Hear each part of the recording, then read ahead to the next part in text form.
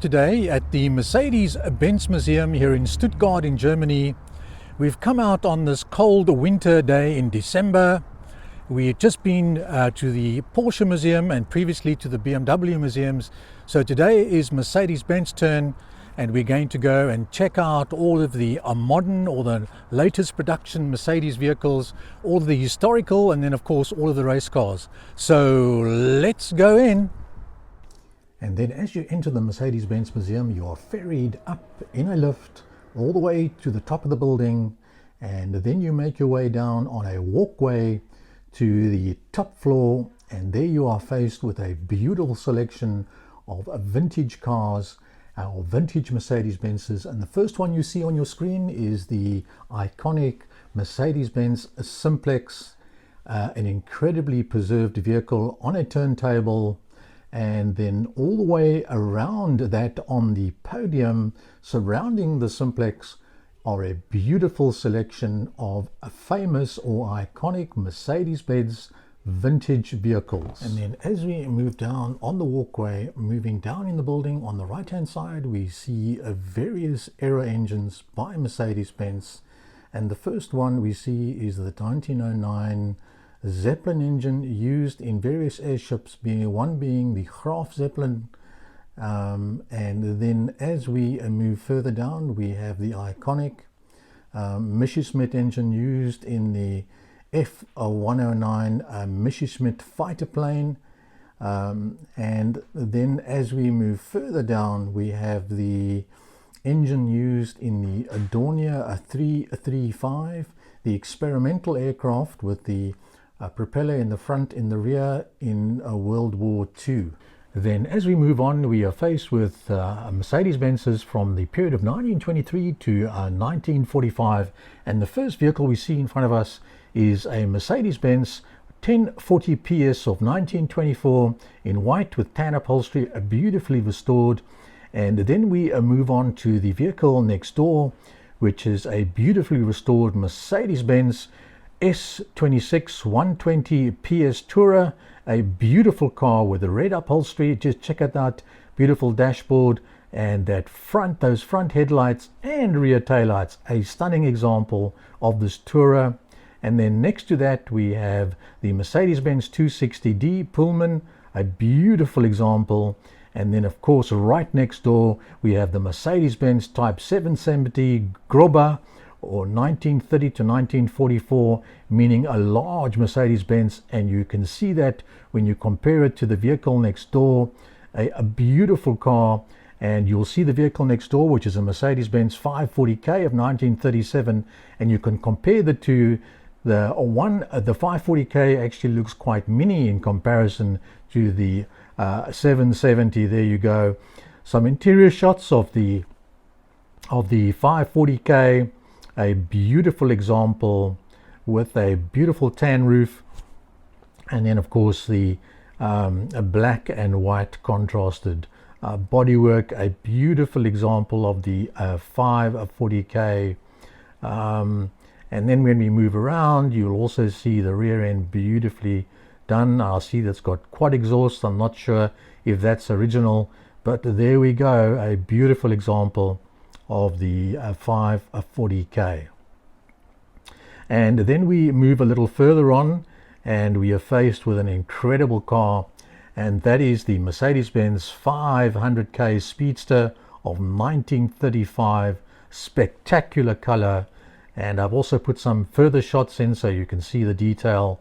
A beautiful interior, a beautiful car overall. You can also see the rear tail, a beautiful design with the spare wheel on the rear.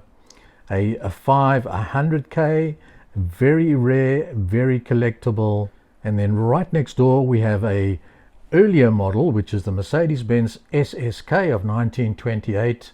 Also a beautiful example. Just see how that engine cover is strapped down with a leather strap, and then a beautiful interior. I've put some photographs in as well that you can check that out. A beautiful car. Then right above us we have a spectacular aircraft, which is a replica of the aircraft used by Frederick Carl Baron von Koenig for his solo flight around the world, departing from Germany in August of 1929 and returning in November 1930. A partial replica of the same plane, constructed with sections from the real aircraft, sits above us, a spectacular aircraft, the Kamerad. And then we start moving down on the circular walkway, and you will note right up top is where we were right in the beginning, and we've moved down on that circular walkway checking out all those exhibits, and now we arrive at the next exhibit, which are the miracles or the post-war miracles. So let's check that out. Then first off, we see the most expensive car in the world, the legendary, the one and only Mercedes-Benz 300 SLR, retailing or valued at 115 million pounds, the one and only Mercedes-Benz SLR. And then we have a spectacular 300 SL Roadster with its conventional doors, which was first exhibited at the Geneva Motor Show in May 1957. An incredible example. And then we have the legendary Mercedes-Benz 300 SL, a two-seater sports car, which was produced from 1954 to 1957, a gull-wing coupe, which traces its origins back to the company's 1952 racing car, the W194, and was equipped with a mechanically direct fuel injection system, which significantly improved its power. And then we have the Mercedes 300S, which was a two-door luxury sports tourer produced between 1951 and 1958, and was the company's most expensive and exclusive automobile, the elegant hand-built 300S, and were the pinnacle of the Mercedes line of that era. And then we have the Model 300, produced from 1951 to 1957, more commonly known as the Adenauer limousine. And then we move down to the next level, and we are faced with a beautiful 1964 230 SL, and more commonly known as the Pagoda Roof, a spectacular car. And this was first produced or first presented at the 1963 Geneva Motor Show. What an incredible car. Then right next door we have the Mercedes-Benz W116, the flagship luxury sedan produced from September 1972 until 1980. This W116 was the first Mercedes-Benz model to be officially called the S-Class, and this particular model on display is the North American example with the very large regulatory bumpers, and this being the 300 SD or the 300 turbo diesel, a legendary engine and reliable engine with high mileage capabilities. This being a North American model in a beautiful silver grey with beautiful blue leather upholstery. And then we have the Mercedes-Benz W201, which is the internal designation for the Mercedes or 190 series sedan, a range of front-engined, rear-drive, 5-passenger, 4-door sedans manufactured over a single generation from 1982 to 1993 as the company's first compact class automobile, and a very successful class at that. And then we move down to the low floor and we see two iconic vehicles, the first being a 500 SL 107 series, and then another iconic vehicle, and that is the Mercedes-Benz SL55 AMG, an incredible car in its own lifetime with an incredible sound. Diana, Princess of Wales, sold a Jaguar SJS to lease, a metallic red 500 SL, and became the first member of the royal family to use a foreign car. This was not without controversy, as it sparked a media storm as it questioned whether the member of the royal family should drive a foreign car. Media pressure eventually forced her to return the car to Mercedes-Benz in 1992. It now resides in the Mercedes-Benz Museum in Stuttgart. Then right next door we have the Mercedes-Benz 600, the ultra-luxury limousine produced by Mercedes-Benz from 1963 to 1981. It was the forerunner of the modern Maybach brand. The Grosser Mercedes or Grand Mercedes succeeded the Type 300D Adenauer as the company's flagship model. Right next door you see the Adenauer, a black Adenauer, right next door to the 600. You can see them both together. And then of course the Mercedes-Benz 600 was mainly owned by film stars, the Pope, and many dictators across the world. It was renowned for famous people, the Mercedes-Benz 600 Grosser. Then next up we have the Papamobile, which was a four-door version of the G-Wagon 230G. And the story goes that the Vatican requested a special version of the four-door G-Wagon, topped with a clear plastic chamber in which the Pope could stand upright while greeting and blessing his admirers during public appearances.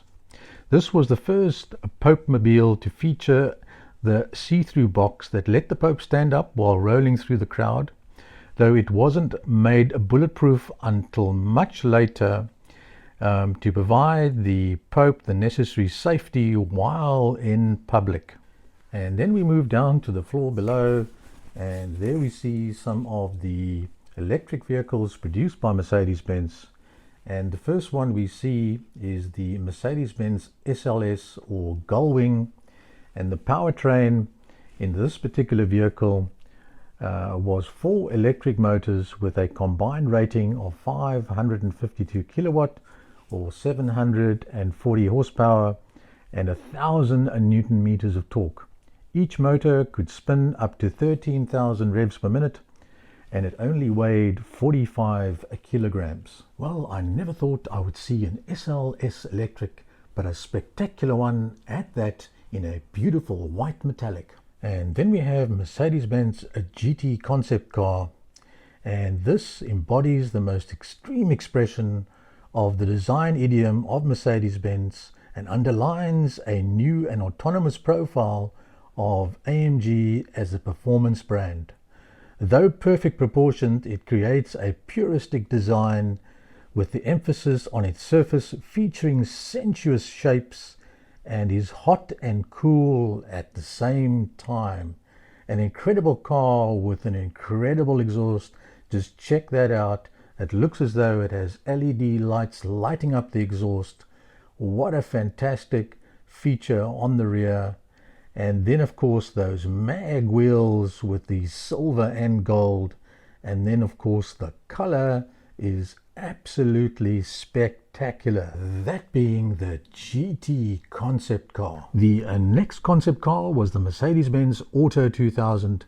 This Mercedes-Benz was showed at the International Motor Show in Frankfurt in 1981. To achieve this, 3 drive concepts were tested for the first time in this research: a V8 petrol engine with a cylinder cutoff system and a V6 turbo diesel engine and a gas turbine drive. The aerodynamically optimized body of 0.28 likewise helped to reduce consumption. Mercedes has had a long history in motorsport. The exhibit that you now see celebrates these racing machines as one of the most impressive in the museum. A huge curved display that wraps almost completely around the museum, celebrating race cars from as early as 1900 through to 2023, including incredible exhibits of Le Mans 24-hour race cars, Formula One cars, rally cars, including race trucks, and you'll see in the background a red and green race truck. And then Formula One race cars in the foreground, an incredible display of race cars on the track. Display starts off with the earliest race vehicles, and the first one on display is the 1909 Mercedes-Benz 200 PS Rennwagen, or Blitzen Mercedes. There we go, a beautiful example. And this was a chain-driven race car. There you can see the chain drive, and of course the interior was very primitive, but there we go, you can check that out. The first Rennwagen, 1909, and I'm sure it had a substantial engine. There you can see the front end with the Mercedes-Benz badge up front. And then above that we have the 1908 Mercedes-Benz Grand Prix Rennwagen. There we go, slightly different. I see the cab is open, it's not enclosed. The wheels are a lot larger, but also chain drive, but just look at the size of that exhaust. So that was the next one, and then we can move on to the next exhibit, and this is really interesting. This is a 1914 Grand Prix Rennwagen. It was a 4-cylinder only, but just check out the size of that exhaust. Wow, must have made quite a noise. And then you can see all of the fuel pumps, etc., on the back of the vehicle, and then of course the interior. And then of course the top of the engine, or the cover of the engine, was strapped down to make sure it didn't fly off. And there you can see the Benz logo. It's got the 3-pointed star on each side of the front of the grille, left and right. And there is the starter. You have to start it by hand. There we go. A very unusual machine. And the seats still look like your lounge seats. There we go.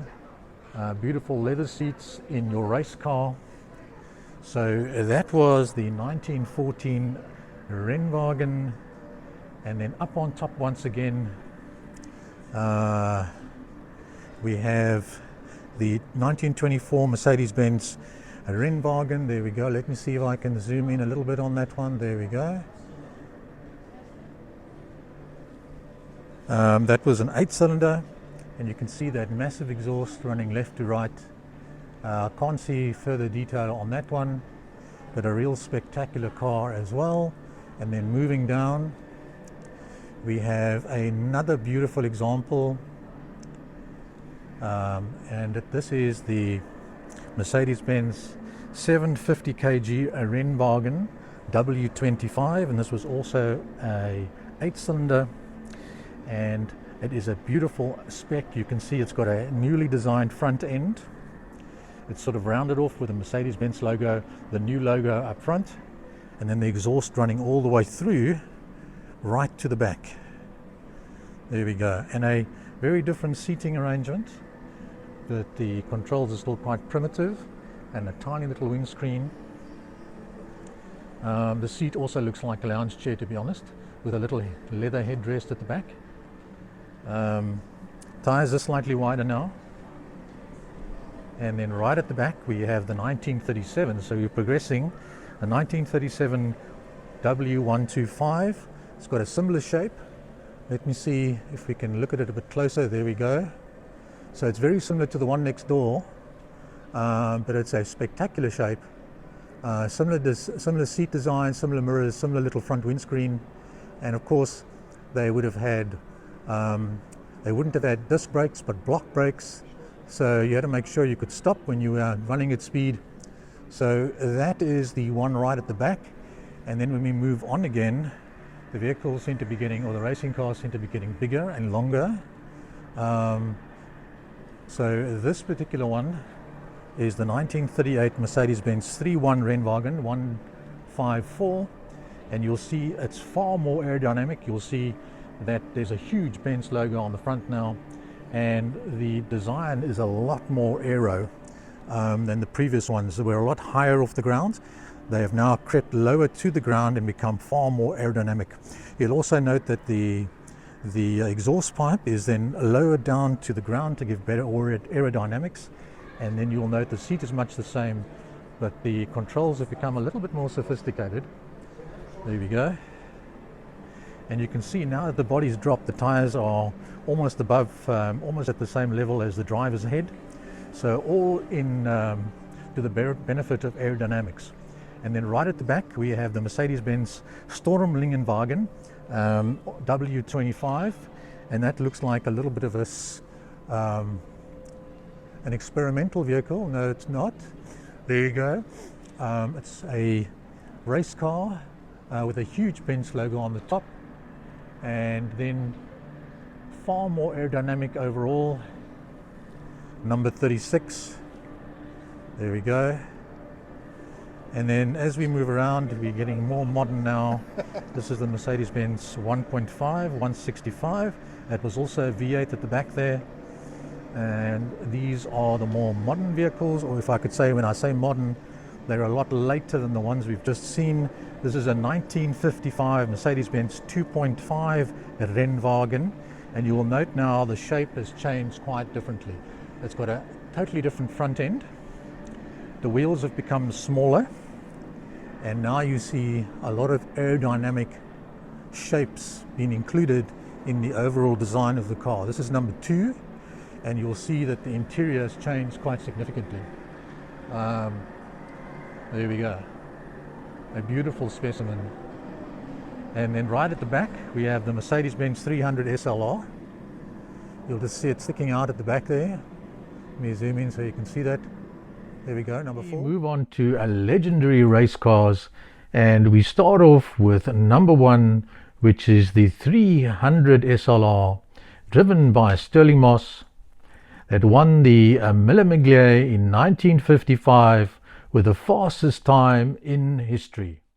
In F1 they participated in 14 races between 1954 and 1955. Of the 46 cars that started, 30 reached the finish line. The 16 dropouts were due to accidents and the rest due to mechanical failures. They won 11 victories, 7 second places, 4 third places, achieving the lap record in 11 opportunities and the 8th pole position.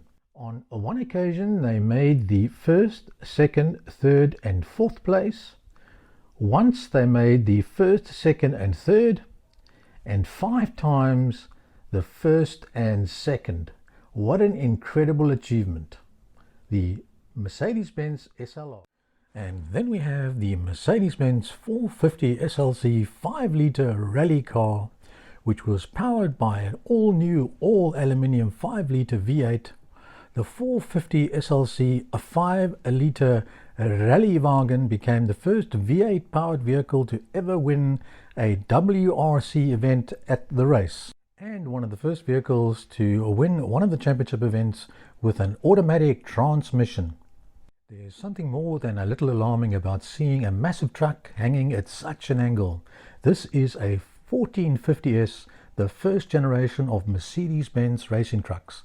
The 18.3 litre V10 developed 1,578 horsepower and powered it to many victories. Then we have the all-conquering Penske PC23 Mercedes-Benz Formula One race car.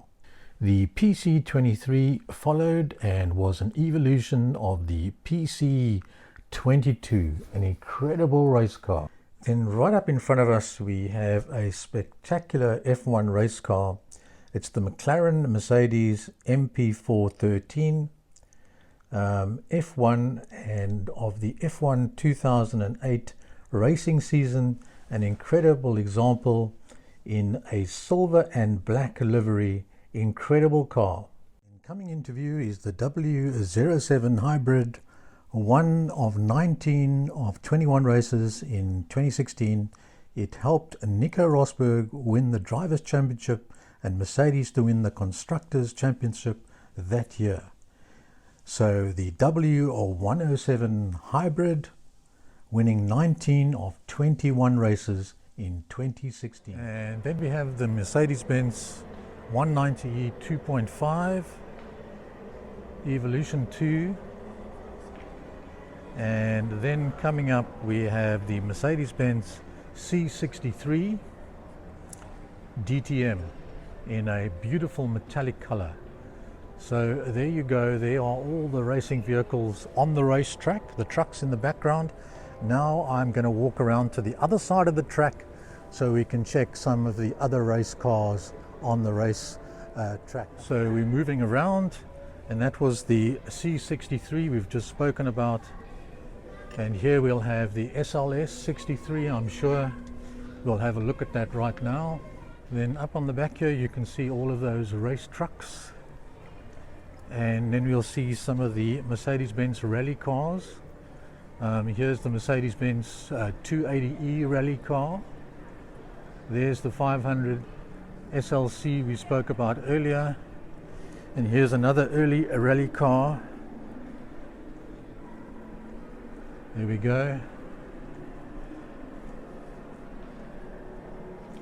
So those are the rally cars in a nutshell. Another perspective of all the post and pre-war race cars on the racetrack, as I mentioned earlier.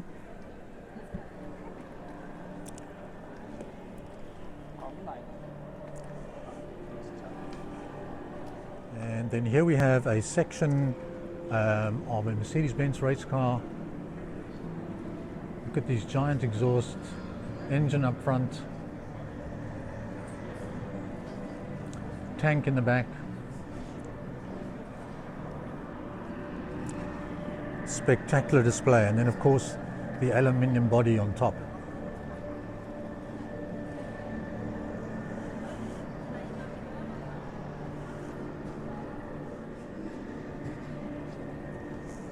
Then right at the top of the Mercedes-Benz Museum we have a spectacular display of race cars that were designed and built to break the land speed record.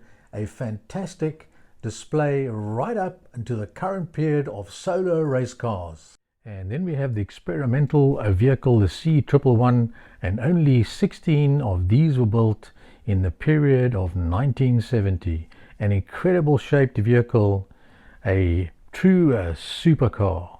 So at the base of this display area we have all of the concept cars, and then you can see all of the race cars we saw earlier as we came down the staircase.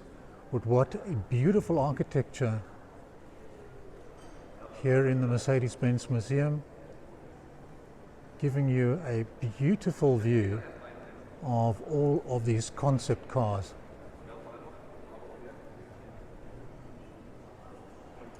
Really spectacular. So there you go, that was the Mercedes-Benz Museum here in Stuttgart, Germany.